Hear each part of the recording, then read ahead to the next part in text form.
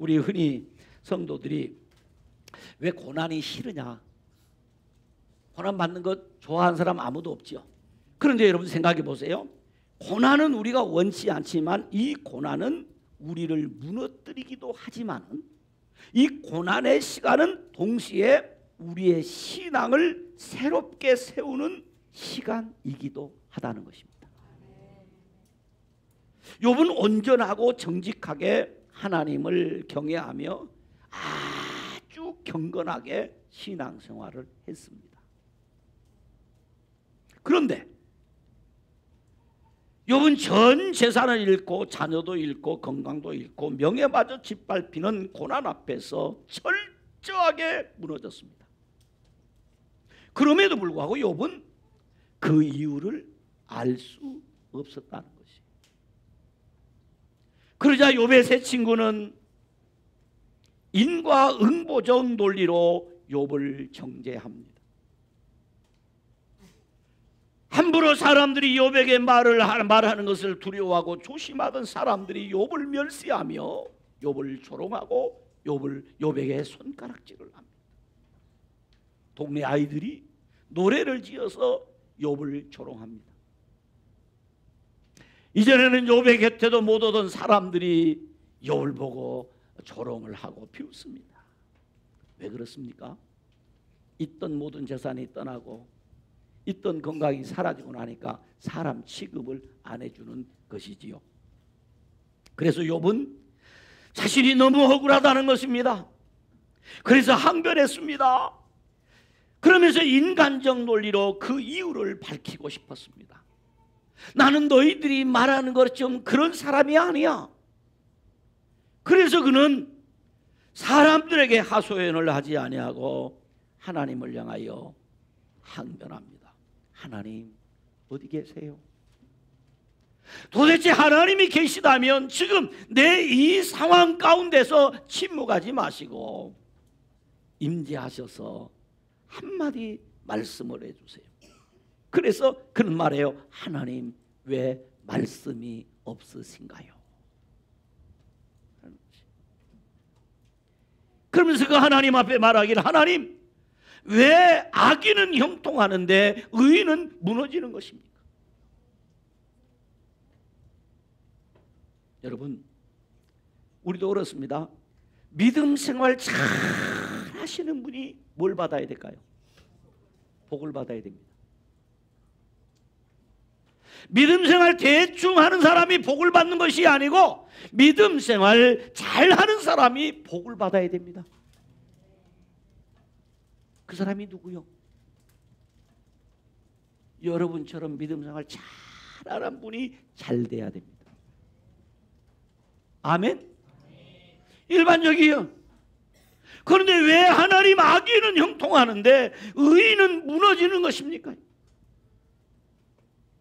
그러면 안 되지 않습니까? 그러면서 하나님 앞에 항변해요. 그러는 가운데서도 욥은 하나님의 성품을 신뢰하는, 하나님은 그런 분 아니시잖아요. 하나님은 그런 분 아니시잖아요. 하나님은 의인의 부르짖음에 침묵하시는 분이 아니시지 않습니까?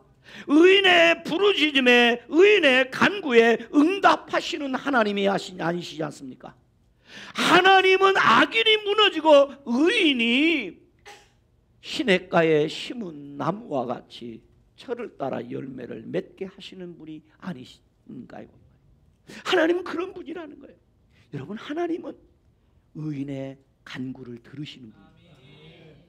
하나님은 믿음의 사람에게 은혜와 복을 주시는 분입니다.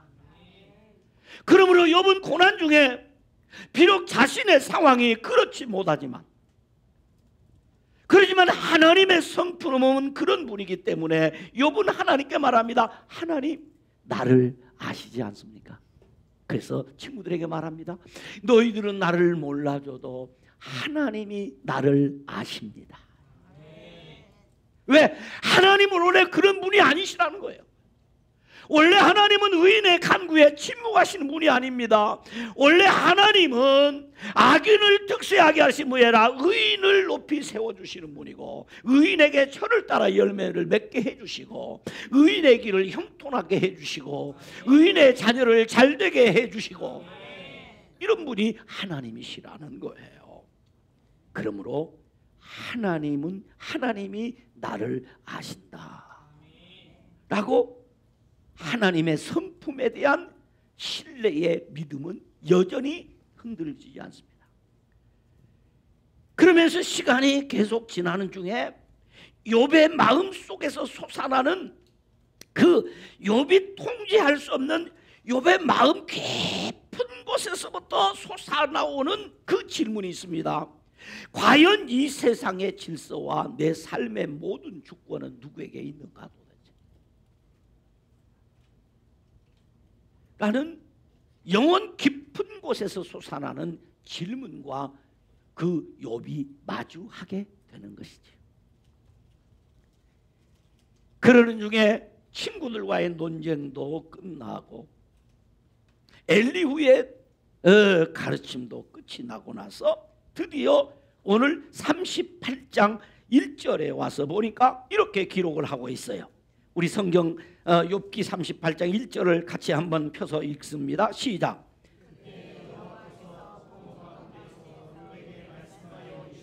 그때에, 언제? 그때가 언제입니까?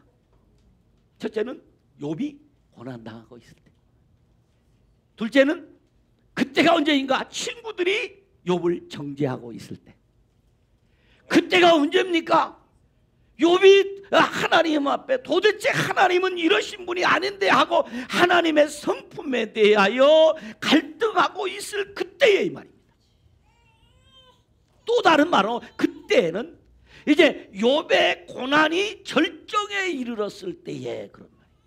또 이 그때라는 말은 이제 하나님의 때가 되었을 때 그 말이에요. 하나님의 때가 되었다. 여러분, 그래요. 우리가 신앙생활 할 때에도 하나님의 때가 되어야 하나님의 역사가 나타납니다. 하나님의 때. 기도 응답도 언제 응답이 되느냐? 하나님의 응답의 때가 되면 응답이 온다. 할렐루야. 드디어 침묵하시던 하나님께서 그때에 모든 것이 무르익었을 그때에 여호와께서 어디에서 폭풍우 가운데서 누구에게? 욥에게 뭐하였다? 말씀하였다. 욥이 그렇게도 간절히 원하는 게 뭐야? 하나님, 왜 말씀이 없으신가요? 왜 그랬다? 하나님의 말씀이 오면 욥의 그 고민도 갈등도 문제도 고난도 다 끝이 났다. 그러니 하나님의 말씀이 없으신가요? 그런데 드디어 그때의 여호와께서 폭풍우 가운데서 욥에게 말씀하여 이르시되, 무엇이 왔다? 말씀이 왔다. 그 말이에요. 그러니 말씀이 왔으니 얼마나 좋겠어요. 그런데 그 말씀에, 하나님의 말씀이 오시면 가장 먼저 하나님이 해야 될 말씀이 무슨지냐면 욥이 그렇게도 궁금했던 고난의 이유가 무엇인지를 설명해 주셔야 되죠. 왜요? 욥이 하나님께 왜 내가 고난을 당하는 것입니까? 라고 묻고 있었기 때문에 나타나신 하나님이 그래, 욥 네가 당하는 고난의 이유는 이거야 하고 말씀해 주실까요? 안 할까요? 여러분 어떻게 생각하세요? 기가 막힙니다. 지금 고난의 이유를 묻고 있는 이 욥에게 나타나신 하나님이 드디어 쫙 말씀하시 시원하게, 그래 네가 고난당하는 이유는 이거야 라고 이야기하셔야 되는데, 오히려 4절에 보니까 2절 이하 4절의 결론이 뭐냐면, 욥아 네가 땅에 기초를 놓을 때 어디 있었냐? 땅에 기초를, 이 땅에 기초를 놓을 때 너는 어디 있었어? 어디 있었죠? 에? 어디 있었어요? 없었어요. 너 그 어디 있었냐? 그러니까 너 이유를 물을 게 아니야. 너 근본이 어딘데? 너 태어날 때 어떻게 태어났는데? 도저히 욥이 헤아릴 수 없는 깊은 세계로 하나님이 욥을 이끌고 가시는 거예요. 이것은 하나님께서 욥의 불신앙과 무지를 책망하시는 말씀이 아니에요. 이것은 욥의 관심사를 옮겨버린 것입니다. 욥의 모든 관심사는 왜 내가 이 고난을 당하는가라는 고난에 대한 이유였습니다. 그러나 하나님은 이제 나타나셔서 말씀하신 게 왜 너가 고난을 당하는가가 문제가 아니라 이 모든 역사 세계 가운데 하나님의 주권적인 역사가 어떻게 나타났는가, 큰 하나님의 세계를 보여주는 것입니다. 욥은 그동안 이 고난의 이유 문제 때문에 인간인 욥의 친구들의 여러 가지 인간적 학문과 지식을 가지고 판단해가지고 이렇고 저렇고 이야기를 해요. 그래서 42장에 가면 2번이나 책망이 나옵니다. 너희는 틀렸어. 여러분, 우리가 여러 가지 인생의 문제를 당했을 때 여러 가지 주장을 하고 여러 가지 자기 이야기를 하지만 그 이야기 내용이 어떠하든지 간에 하나님 앞에서는 다 틀렸습니다. 따라서 내 이야기는 틀린 이야기입니다. 내 주장은 틀린 주장입니다. 무슨 말을 했든지 간에 간혹 교회가 분쟁을 하면 서로 다 자기 말은 무조건 옳습니다. 그래서 이렇게 정의를 위해 싸운다는 얘기입니다. 다 틀렸습니다. 다 틀렸습니다.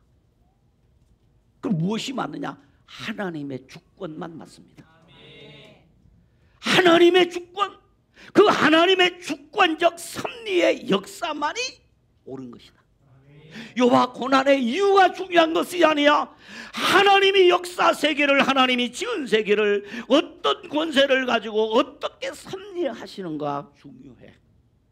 그런 너의 관심사가, 너의 시선이 거기 머물러 있으면 안 돼 라고 욥의 관심사의 초점을 옮겨 놓으신 것입니다. 우리도 종종 삶이 통제되지 않을 때에 불안해하고 하나님의 침묵 앞에서 당황해야 합니다. 그러나 욥기 마지막 장면은 분명하게 말합니다. 창조주 하나님이 세우시고 역사의 주권자이신 하나님이 다스리신다. 그래서 오늘 설교 제목이 하나님이 세우시고 하나님이 다스리십니다. 따라서 합시다. 하나님이 세우시고 하나님이 다스리십니다. 첫째, 하나님이 땅과 하늘의 질서를 세우셨어요. 여러분, 욥기서를 읽어보면 너무 재밌습니다. 지금 이 38장 4절을 보면 오늘 아까 금방 제가 말씀드린 하나님께서 욥에게 내가 땅에 기초를 놓을 때에 네가 어디 있었느냐라는 이 질문은 욥의 지식을 테스트하는 거 확인하는 것이 아니라 욥의 존재적 한계와 창조주 하나님의 주권을 대조하면서 하시는 말씀입니다. 곧 욥이 아무리 의롭고 신실하고 지혜롭다고 하더라도 하나님의 창조 질서의 원리를 세우신 분은 이 땅의 창조 질서의 원리를 세우신 분은 욥이 아니고 누구이시다? 하나님이시다.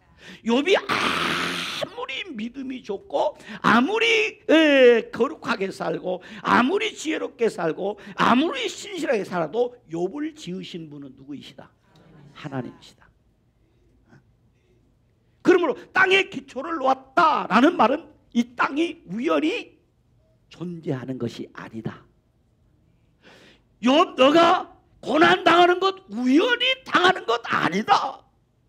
왜 하나님이 나를 여기 세우셨는지 우연히 어쩌다 보니까 걸려 들어갔고 알고 깨운 것이 아니고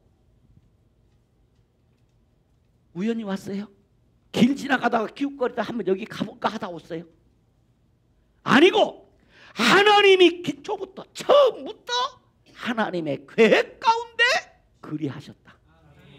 그러므로 욥이 당하는 고난도 우연히 어쩌다가 누군가 잘못해서 욥이 고난당하는 것이 아니라 하나님의 치밀한 설계도에 따라서 하나님이 처음부터 그렇게 계획하시고 그 설계도대로 하나님이 그렇게 실행하시고 그 하나님의 설계도대로 마침내 하나님이 이루시고자 하는 목적과 뜻과 계획을 이루실 것이다. 그래서 5절에 보니까 이렇게 말해요. 누가 그것의 도량법을 정하였는지 네가 아느냐? 이 성경을 보면 자, 하나님이 눈을 엄청 쏟아붓는데 그 눈은 하나님의 눈 창고에서 하나님이 눈을 내요. 얼음 창고를 여시고 우박 창고를 여신 만큼 온다는 거예요. 이거 누가 하느냐 이 말이에요. 누가 하신다? 하나님이 하신다는 거예요. 그 욥이 도대체 상상도 못하는 이야기를 하나님이 하신 거예요. 도량법을 누가 정했느냐 이 말이에요. 여러분 바닷물이 밀려올 때 보면 어마어마합니다. 그런데 오다가 딱 멈춰버립니다. 오다가 딱 물. 여러분 밀물 때 바닷물이요. 그러니까 잘 때 이 썰물 때도 조심하자면 밀물 때 조심해야 되는 게 뭐냐면 바닷가에 가서 뭐 잡는다고 하다가 좀 물 들어오네. 그러면 좀 더 잡고 와야지. 큰일 납니다. 들어올 때 물이 얼마나 빨리 거세게 들어오는지 모릅니다. 저 바닷가에 살았잖아요. 큰일 나죠. 그럼 누가 도대체 이 물을 이렇게 들게 하느냐? 하나님이 한다는 거예요. 안 믿었죠? 그럼 누가 했겠어요? 누가? 하나님이 하신다는 거예요. 누가 했나? 도량법을 누가 했느냐? 하나님이 했다는 거예요. 하나님이 정하셨다. 욥 너가 고난당하는 그 고난의 양을 누가 허락해? 하나님이 허락했다는 거예요. 그래서 하나님께서는 하늘과 땅의 질서를 하나님이 세우셨다. 그래서 바다에 문을 만들어서 하나님이 한계를 정하셔서 넘어오지 못하게 하셨다. 계속해서 하는 말하기 네가 너의 날에 아침에 명령하였느냐? 새벽에 그 자리를 일러 주었느냐? 여러분 생각해 칠흑같이 어두운 밤에 새벽이 동토올까? 내가 새벽아 와라! 그러니까 새벽이 짠 하고 오죠. 안 그렇다.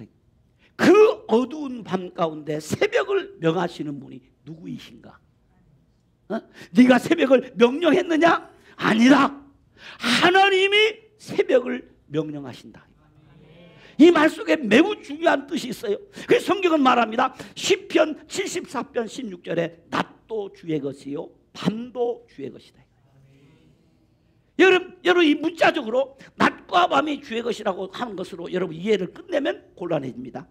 우리 인생의 고난의 밤이, 우리 인생의 낮의 시간들이 누가 정하셨느냐? 누가 그것을 주장하시느냐? 너 인생의 어두운 밤을 누가 허락했느냐? 하나님 말씀합니다. 너의 고난을 내가 너에게 주었다는 거예요. 그러면 너의 고난은 언제 끝나느냐? 내가 명령할 때 끝이 난다 이 말이에요. 아멘? 내가 도대체 이해할 수 없는, 내가 도저히 이해할 수 없지만은 내 인생에 왜 이 고난의 시간이 생겼는고? 이건 당신 때문이야 라고 여러분 아내에게 모든 핑계를 다 대도 아니고 하나님이 허락하셨다. 그러면 이 어두운 밤이 떠나는 밝은 새벽이 돌아오고 밝은 낮이 돌아오고 빛이 창궐한 그 시간은 어떻게 돌아오는가? 내가 잘 했더니 낮이 왔는가? 아니다. 하나님이 낮을 명령하셔야만 낮이 온다. 할렐루야. 그리고 여러분 저와 여러분이 마찬가지면 인생 가운데도 왜 내 인생은 펴지 않은가? 비가 와야 우산 편다죠. 여러분 비가 안 와서 우산을 못 편 겁니까? 여러분 왜 여러분의 인생이 펴지지 않은 것입니까? 하나님이 펼치셔야 펼친다 이 말. 그럼 욥의 이 고난은 언제 끝나느냐? 하나님이 명령하시면 끝난다. 욥아, 더 이상 이유를 묻지 마라. 너에게 이유를 설명해도 너는 그 이유를 알 수 없기 때문이야 라고 하나님은 고난의 이유를 설명하지 아니하시고 하나님의 주권적 통치를 욥에게 말씀하셨다 하는 것이죠. 내가 세웠다. 내가 다스린다. 그러므로 아무리 고난의 현실이 혼란스러워 보여도 성도는 담대히 말해야 됩니다. 하늘이 땅과 하늘의 질서를 세우시는 그 하나님께서만이 나의 삶을 붙들고 계시고 나의 고난을 주장하고 계신다. 그러니 하나님이 명령하면 끝이 납니다. 그러므로 신앙은 모든 것을 아는 데서 출발하는 것이 아니라 하나님의 주권을 인정하는 데서부터 시작되는 것입니다. 너무 중요한 말입니다. 신앙은 모든 것을 아는 데서 출발하는 것이 아니라 하나님의 주권을 인정하는 데서부터 시작이 된다. 그래서 하나님은 왜? 라는 물음에 대하여 설명하기보다는 내가 너를 세웠고 내가 너를 다스리고 있다 라는 하나님의 자기 계시로 욥의 물음에 응답을 하셨습니다. 우리는 고난 속에서 하나님의 뜻을 묻지만 하나님은 우리의 한계를 인정하라고 말씀하십니다. 고난의 순간에 필요한 것은 설명이 아니라 질서 있게 섭리하시는 하나님에 대한 신뢰입니다. 하나님의 도량과 그 줄을 볼 수 없지만 하나님의 손길은 질서와 지혜로 우리의 삶을 형성하고 있음을 우리는 믿어야 합니다. 두 번째는 하나님이 모든 피조물의 생명을 다스리십니다. 38장 41절에 하나님은 동물의 세계를 펼쳐 보이면서 욥에게 묻습니다. 38장 41절에 이렇게 기록해 놨어요. 제가 이 말씀을 읽으면서 참 성경은 너무 재밌다. 자, 우리 성경 봅시다. 38장 41절 시작. 까마귀 새끼가 하나님을 향하여 부르짖으며 먹을 것이 없어서 허우적거릴 때에 그것을 위하여 먹이를 마련하는 이가 누구냐. 보세요. 까마귀 새끼가 허우적거릴 때 그것을 위하여 먹이를 마련하신 이가 누구냐. 그러니까 이 까마귀 새끼도 먹이를 위해서 뭐 한다는 거예요? 울부짖는다는 거예요. 울부짖는다. 그런데 오늘 이 성경은 이 성경은 기가 막힌 얘기를 합니다. 이 까마귀 새끼가 울부짖는데 어미에게 먹이를 달라고 짹짹짹짹 하는 것이 아니라 누구를 향하여 하나님을 향하여 부르짖으며, 그래서 하나님이 그 먹이를 주신다. 하나님이 이 까마귀 새끼를, 까마귀만 많은 것이 아니라 모든 새들도, 여러분, 그래서 우리 예수님께서도 말합니다. 들에 참새 한 마리도, 한 아싸를 팔리는 참새 한 마리도 하나님이 먹이시고 입힌다. 들의 백합도 하나님이 먹이고 입히신다. 하물며 너희일까 보냐? 하나님이 먹이신다는 거예요. 단순한 먹이 사슬을 설명하는 것이 아니라 이것이 하나님의 창조 섭리라는 것입니다. 하나님이 모든 피조물의 생명을 그리했다. 그래서 39장에 가서 보면 기가 막히냐. 산염소가 산에서 여러분 어떻게 사는지, 들나귀가 어떻게 사는지, 들소와 타조와 전쟁터를 누비는 군마와 하늘을 나는 매와 독수리의 번성, 곧 이들의 생태 본능과 생식과 행동을 누가 관리하고 주장하시느냐, 그 말이에요. 누가 한다? 하나님이 하신단 말입니다. 그런데 욥은 이것을 안다 모른다? 모른다. 그러면 욥 자신이 삶을 완전히 무너지고 끝날 것 같지만 너의 삶을 너가 지금 살고 있는 것이 아니라 까마귀 새끼 한 마리가 울을 때가 먹이셨던 것처럼 너가 이 고난 가운데 울부짖고 있는 이 소리를 너는 느끼지 못하고 알지 못하지만 내가 지금 뭐하고 있다? 듣고 있다.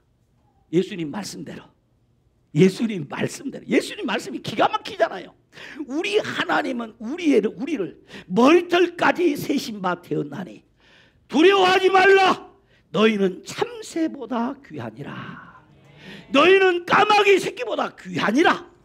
그러니 욥이 너가 이 고난 가운데 울부짖고 너가 이 고통 가운데 울부짖던 것을 내가 다 뭐했다? 들었다. 내가 기억했다. 그러므로 너희의 고난을 허락한 분이 내고 너의 고난을 끝낸 분이 나다. 그러므로 내가 세우고 내가 다스린다. 그러니까 이제 잔소리하지 말고 하나님의 주권을 믿어라. 할렐루야. 그래서 우리는 기도하는 것입니다.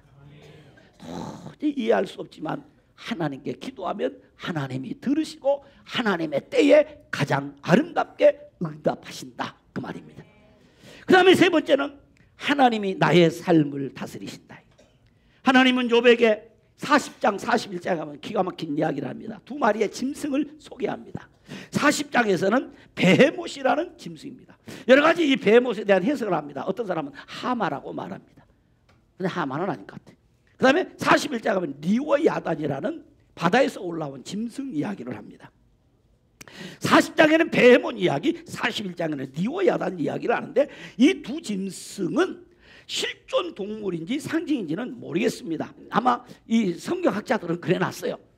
이 베헤못은 아마 하마과에 속한 엄청나게 힘이 센 짐승이었고 땅에 사는 짐승이니까. 그리고 리워야단은 바다에서 나오는 큰 짐승, 어떤 짐승이, 어떤 짐승이라는 얘기는 모른다는 얘기예요. 어마어마. 그런데 이 두 짐승, 이 베헤못과 리워야단이라는 이 짐승은 신화에 등장하는 어떤 초자연적인 짐승일 수도 있을 것이다 하고. 근데 중요한 것이 뭐냐면 사람이 이 짐승을 어찌할 수 없다. 왜? 그 위험과 그 힘이 너무 대단하니까. 코끼리는 아무리 등치 커도 사람이 훈련해서 통제 가능하잖아요. 그러니까 이거 안 된다는 거예요. 이런. 그런데 이 베헤못은 특별히 초식동물입니다. 풀을 먹습니다. 그런데 이 베헤못은 40장 15절에 19절에 보니까 하나님이 만드신 것 중에 으뜸이다. 최고다. 어마어마한 거예요. 힘이. 그 다음에 리워야단은 바다에 사는 거대한 괴물로 몸은 방패로 덮여있고 거기서 막 불을 뿜어내고 어떤 무기로도 아무리 가서 총을 쏘아도 이 리워야단을 죽일 수 있다. 그래서 어떤 사람들은 이 리워야단을 바다에서 올라온 요한계시록 13장에 나오는 사탄, 바다에서 올라온 짐승이라는 리워야단이라고 그렇게 해석하는 이도 있습니다. 잘 모르겠습니다. 아무튼 이 베헤못과 리워야단 같이 그렇게 어마어마한 것도 누가 지었느냐 이거죠. 이것을 지으신 이가 누구시다? 하나님이시다. 이것을 통제하는 분이 누구시다? 하나님이시다. 하나님이 하셨다는 하나님. 그래서 욥기 41장 34절에 뭐라고 얘기하냐면 그것을 모든 높은 자에 내려다보며 모든 교만한 자들이 군림하는 왕이라 그랬어요. 그런데 40장 15절에 뭐냐면 내가 너를 지금까지 그것도 지었다. 내가 지었다. 하나님이 지었다. 이 말이에요. 그러면 단순하게 베헤못이나 리워야단을 이야기하기 위해서 한 것이 아니라 이런 하나님이 지은 피조물 가운데서 사람이 어떻게 통제할 수 없는 것들이 많다는 거예요. 예를 들어서 비가 쏟아지는 것을 인간이 막을 수 있다 없다? 못한다. 이제 지금 못하는 자연 세계를 얘기해. 하나님이 얼마나 위대한가, 하나님이 얼마나 그 주권이 크고 위대한가를 하나님이 보여주신 거예요. 봐라, 나 이렇다. 그래서 41장에 가면 뭐라고 하냐면 욥이 뭐냐, 내가 하나님을 봤다 그러잖아요. 왜냐하면 하나님이 38장에서 41장 하나님이 보여준 거예요. 리워야단. 그러니까 우리는 모르지만 욥은 지금 리워야단을 안다는 거예요, 모른다는 거예요? 아는 것 같아요, 모르는 것 같아요? 아는 거예요. 그러니까 베헤못을 욥이 아는 거예요. 그러니까 베헤못 너 어떻게 할 수 있느냐? 리워야단 어떻게 할 수 있느냐? 못한다는 거예요. 그런데 그걸 누가 만들었냐? 내가 만들었다. 그걸 누가 통제하느냐? 내가 한다는 거예요. 그러므로 너의 인생에 벌어지는 지위 고난이라는 것 너가 다스릴 수 있느냐? 너가 어떻게 해결할 수 있느냐? 욥, 너가 지금 당하는 고난의 문제는 너 힘으로 해결된다 못 된다? 못 된다. 그걸 누가 주장하냐? 내가 한다. 그러므로 너의 이 고난의 문제는 내가 주었고 내가 해결한다. 다시 말하면 내가 너의 삶을 주장하고 있다. 그러므로 저와 여러분이 나의 삶을 누가 주장하신다? 하나님이 주장하신다. 이걸 믿어야 된다 이 말이에요. 할렐루야. 그러므로 나를 하나님이 세우고 하나님이 다스리신다. 하나님은 나의 삶을 세우시고 나의 삶을 다스리시는 분이다. 단순히 인간이 너 잘 될 거야, 너 잘 될 거야, 이거 아니다. 우리 하나님은 세워버리시고 우리 하나님은 가장 좋도록 다스려버리시는 분이다. 그러므로 내가 하나님 왜 그렇습니까? 라고 아무리 물어봐도 하나님은 그거 설명 안 해주신다. 설명 안 해주신다. 우리는 어떻게 해야 되느냐? 하나님이 보여주신 말씀대로 하나님의 손을 신뢰해야 됩니다. 하나님의 능력을 믿어야 합니다. 그러므로 하나님이 나의 삶을 다스리십니다. 고난 가운데서도 절망 너머에서 나의 삶을 여전히 하나님이 다스리고 계십니다. 할렐루야. 그러므로 신앙은 설명이 아니라 하나님의 주권을 신뢰하는 것입니다. 너무 중요한 말입니다. 신앙은 설명이 아니라 하나님의 주권을 신뢰하는 것입니다. 욥은 고난의 이유를 알지 못했습니다. 삶이 무너졌고 친구들의 말은 상처만 더해갔습니다. 하나님은 한참 동안 침묵하셨고 욥은 그 침묵 속에서 왜를 반복하여 외쳤습니다. 그러나 하나님께서는 고난의 이유를 설명하지 않으셨습니다. 대신 하나님은 하나님의 주권을 드러내 보여주셨습니다. 그러므로 신앙은 설명이 아니라 하나님의 주권을 신뢰하는 것입니다. 욥은 눈을 들어 깨달았습니다. 내 삶이 무너질 줄 알았지만 나는 여전히 하나님의 손바닥 안에 있구나. 내 삶이 무너졌고 내 인생이 무너졌고 가정이 무너졌어도 난 여전히 하나님의 주권 통치 안에 내 인생이 있었구나 라는 것을 알게 되었습니다. 믿었습니다. 이제 하나님이 달리 보였습니다. 이제는 단순히 하나님이 말씀만 하시는 분이 아닙니다. 하나님은 내 눈에 보이는 하나님이십니다. 그러므로 우리에게도 어떤 때는 이해되지 않은 신앙의 여정 중에 고난을 당할 수 있고 아픔을 당할 수 있고 오해를 받을 수 있고 상처를 받을 수 있고 고통할 수 있고 울부짖을 수 있고 절망할 수 있고 그렇지만 이유가 설명되지 않아도 내 인생을 세우시고 다스리신 분은 하나님이시다. 그 하나님이 내 인생을 통치하신다. 그러므로 그 하나님의 다스림 앞에 겸손히 순복하는 삶을 살아야 합니다. 그 하나님의 주권을 믿는 사람의 신앙은 인생은 결코 무너지지 않습니다. 결코 쓰러져서 죽지 않습니다. 넘어져도 다시 일으켜 세웁니다. 그래서 성경은 말합니다. 의인은 7번 넘어질지라도 다시 일어나는 것입니다. 그러므로 신앙은 설명이 아니라 하나님의 주권을 신뢰하는 것입니다. 기도합니다. 하나님 아버지, 그렇습니다. 알지 못해서 아버지 하나님, 우리가 믿지 못하는 것이 아니라 믿으면 알게 될 것이라는 분명한 사실입니다. 하나님, 우리의 신앙은 설명이 아니라 하나님의 주권을 신뢰하는 것이라는 이 진리를 붙잡습니다. 오늘 이 말씀을 들은 성도들 가운데 때로 이해가 되지 않습니다. 왜 하나님은 그렇습니까? 왜 하나님은 나만 가지고 그러세요? 왜 하나님은 내 인생만 가지고 그러세요? 라고 탄식할 수 있습니다. 하나님, 내 인생을 그리 다스려 주셔서 감사합니다. 하나님이 가장 좋은 길로 인도하심을 믿습니다. 나는 이 고백이 우리의 고백이 되게 하여 주옵소서. 예수님 이름으로 기도드리옵나이다. 아멘.